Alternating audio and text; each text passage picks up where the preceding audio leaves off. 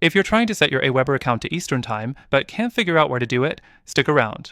I'll walk you through it step by step, plus share a crucial tip that most people miss, which could mess with your email scheduling if you're not careful. First, log into your AWeber account and head over to your account settings. You'll find this by clicking on your name in the top right corner, then selecting My Account.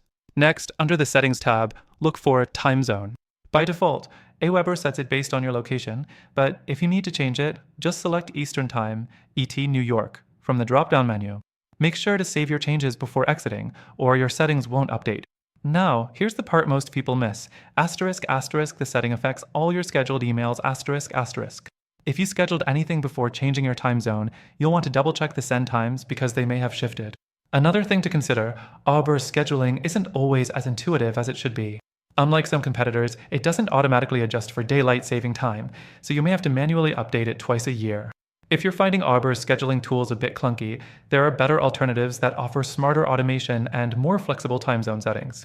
After testing multiple platforms, I found one that's far easier to use, and you can get a free trial with exclusive perks using the first link in the description.